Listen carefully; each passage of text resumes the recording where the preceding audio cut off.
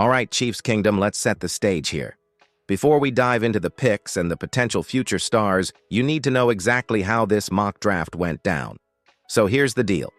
This was a full 3-round mock draft organized by Chat Sports. But this wasn't just some casual random selection. No, each host in the show stepped into the role of general manager for a specific NFL team. They had to think like the real decision makers, considering current rosters, contract situations, team needs, the whole thing. And that includes the guy who took on the challenge for our Kansas City Chiefs. Now here's what makes this mock really interesting. The Chiefs' picks weren't made just for hype or hot takes. They were strategic. Every choice was aimed at fixing real gaps in the roster, giving Andy Reid and Brett Veach the type of players who could contribute immediately and shape the future of this team. So yeah, this wasn't about taking the flashiest names available. It was about building a better football team. And listen, if you've ever done a mock draft yourself, even just for fun on a simulator, you know how tricky it is to balance best player available with actual needs. Have you ever tried that? If yes, let me know in the comments. And hey, if not, maybe this is the year you give it a shot. Also, quick pause, if you're loving this kind of content and want to stay sharp for the real NFL draft, hit that subscribe button and turn on notifications. We're aiming for 4,000 subscribers before draft day, and with your help, we'll get there. All right, now that you've got the context, let's talk about the first big move at pick number 31, a decision that could shape the Chiefs' offensive line for years to come. Now let's get into the real action. With the 31st pick in this 3-round mock draft, the Kansas City Chiefs selected Zable, an offensive lineman who might not have the biggest name, but absolutely fits a big need. So who is Zable? He's a versatile lineman who played at North Dakota State. And before you raise an eyebrow at the school name, don't sleep on NDSU. They've produced some serious NFL talent over the years. Zable's frame is exactly what you want in a guard. Big base, good mobility, and hands that stop defenders in their tracks. He's got a background as both a tackle and a guard, which makes him even more valuable for a team like Kansas City that loves position flexibility up front. Now here's the thing. When the Chiefs were on the clock, a lot of fans were clamoring for a flashier name, someone like Amarius Mims or maybe an edge rusher. But instead, the mock GM went with Zable, and the reason is clear. Protecting Patrick Mahomes isn't optional. It's the priority. Zable projects as a guard in the NFL, and that's where the Chiefs really need reinforcement. Think about it. With Joe Thuney coming off injury and the uncertainty around the depth behind the starters, a guy like Zable can come in and compete right away. He's got that plug-and-play potential, especially in the inside zone blocking schemes Andy Reid loves to use. Now let's talk to you directly. If you were sitting in that GM chair, would you have taken Zable?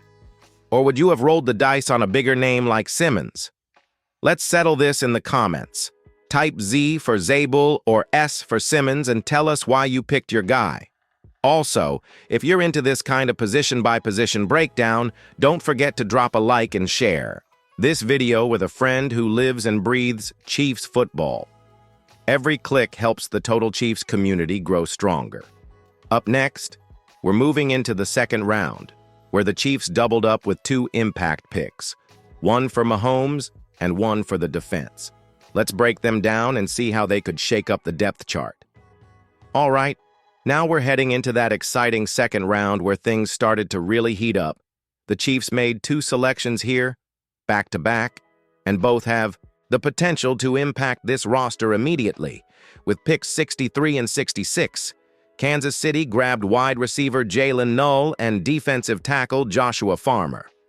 Let's break them down one by one. First up, Devin Neil.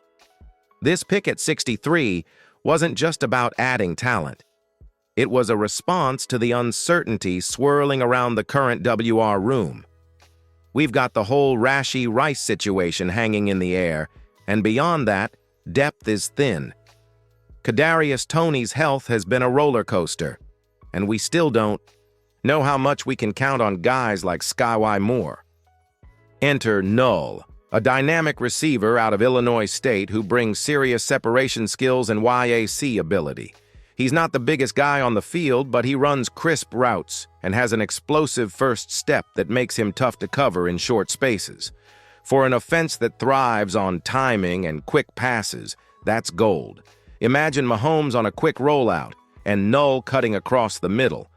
That's a matchup nightmare. And given how the Chiefs like to move receivers around, Null's versatility as a slot or Z receiver gives Andy Reid more tools to play with. Now I want to know your take. Do you think Null has the juice to be a starter from day one? Drop a Y for yes or an N for no in the comments. And don't hold back.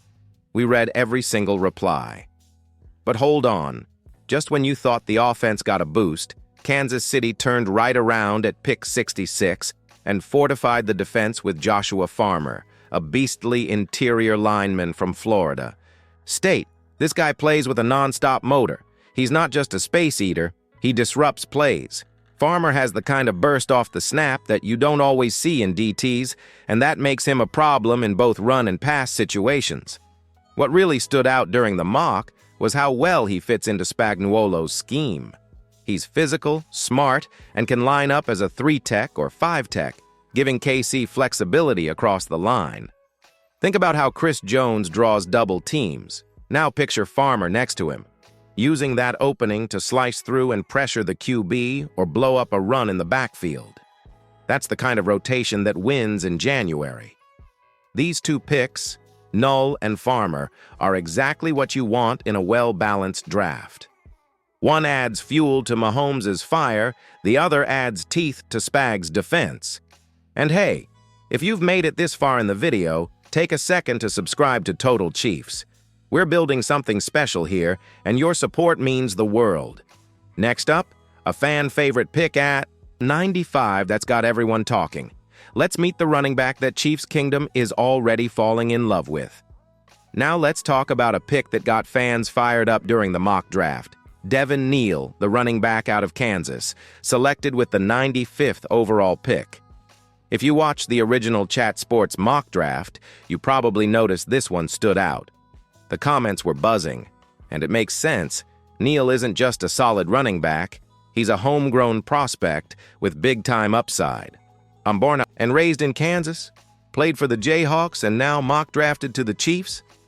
That's the kind of story that just feels right. But this isn't just about the narrative.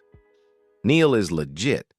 He ran for over 1,200 yards last season, showed great vision between the tackles, and isn't afraid of contact. What separates him, though, is his patience. He waits for blocks to develop, reads defenses well, and then accelerates with purpose. That kind of controlled explosiveness is exactly what the Chiefs need in their backfield rotation. Right now, Isaiah Pacheco is the guy, no doubt. But behind him, things get murky. Clyde Edwards-Helaire hasn't lived up to expectations, and there's no long-term depth that really inspires confidence. Devin Neil could be that missing piece, someone who starts as a complementary back and eventually earns a bigger role. He's a smart runner, a willing pass protector, and he can catch out of the backfield. That's Andy Reid's checklist for a running back right there. And get this. During the mock draft live stream, this was the pick fans voted as their favorite. That says a lot. Now it's your turn. Was Neil your favorite too? Or would you have gone a different direction in round 3? Let me know in the comments. Who would you draft at 95? Let's build our own mock draft together. Player, position, school, everything. Drop it down below and I'll be jumping into those replies. Oh, and if you're loving this breakdown so far, hit that like button. It helps the channel reach more members of Chiefs Kingdom just like you. Next, we'll wrap it all up and ask the big question. Are the Chiefs better positioned for another Super Bowl run with these picks? All right, let's bring it all together. The Chiefs made 4 key picks in this 3-round mock draft, and each one hit a different area of need. We started with Zable at pick 31, a versatile offensive lineman who could protect Mahomes and keep this offense humming. Then, at 63 and 66 came Devin Neil, the quick-twitch wide receiver ready to add spark to the passing game, and Joshua Farmer, the high-motor defensive tackle who fits perfectly into Spag's aggressive front. Finally, at 95, Devin Neil, the local star running back with the kind of all-around game that could make him a fan favorite and a long-term piece in KC's backfield. Together, these picks tell a clear story. The Chiefs are reloading, not rebuilding. They're thinking about both immediate impact and long-term sustainability. Protect the quarterback, give him more weapons, strengthen the trenches, and add depth to the running game. That's a smart, balanced approach to the draft. But let's be honest, 4 picks aren't going to fix everything. There are still questions at edge rusher, in the secondary, and maybe even at backup quarterback. But if this mock is anything close to what Brett Veach has planned, you have to feel good about where this team is headed. Now it's your turn. Which of these 4 players do you think will have the biggest impact in 2025? Drop their name down in the comments, and let's see which pick Chiefs Kingdom is most excited about. And hey, if you're not subscribed yet, what are you waiting for?